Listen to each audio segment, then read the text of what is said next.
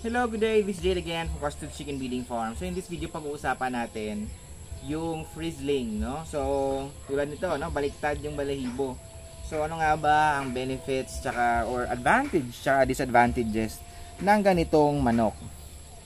Okay? So una, advantage, no?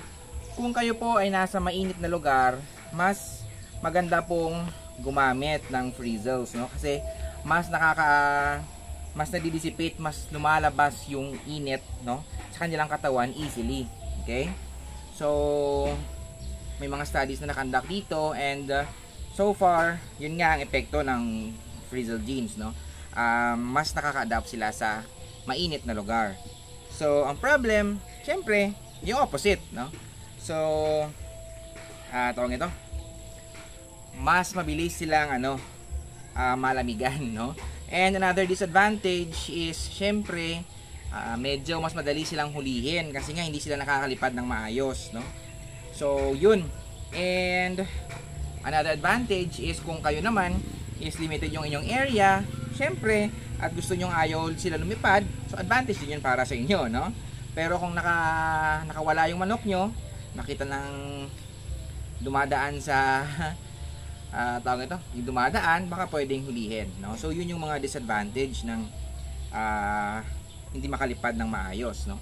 And another is very prone po sila sa tawag ito, sa molting, no? Madaling masira yung kanilang mga balahibo.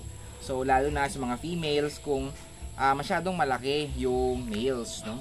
So madaling masira, but usually ginagawa is ipahinga mo lang yung hens, no?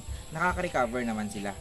And yung another disadvantage is yung tinatawag nating frazzle, no? So kung isang gene lang yung dala nila, frizzle ang tawag, ganito. Pero kung magdalawa na, usually namamatay yung sisiw, no?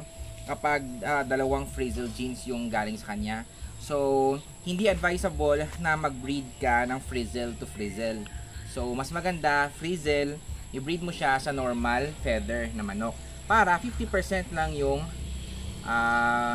50% lang yung lalabas ng frizzle, tsaka walang lalabas nung frazzle, no? So yun, no? So namamatay kasi yung frazzle sa pa lang, parang sa embryo pa lang, no? Or may nakaka-survive man, very very few. So pangit naman masyado yung kanilang balahibo, no, kapag doble na. So yun ang isa, so yun ang mga very few na mga disadvantage ng frizzling gene. So another advantage is, syempre, cute po silang tingnan, no? Napakaganda nilang tingnan, and nakakaaliw, no? Especially kung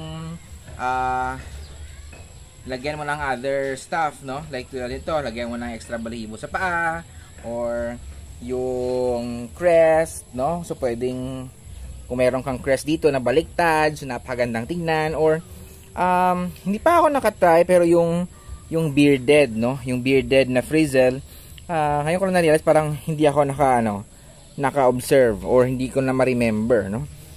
So yun, na magandang tingnan. Iniisip ko nga kung pwede ba yung frizzling sa yung sa mga onagado, anong tawag doon?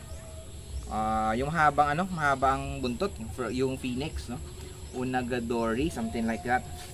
So yun, no? And sa inyong farm, nyo kailangan ng madaming frizzle, no? Isa lang na frizzle, continuous na yan siya magkakaroon sa kanyang mga anak, no? Kasi nga dominant yung frizzling gene. So yun, it's been a long time since last ako nakapag-upload, sobrang busy. Kahit ngayon, no, hindi pa ako nakapagbihis. So yun lang muna for now. This is Jade again from Costed Chicken Breeding Farm, and good day.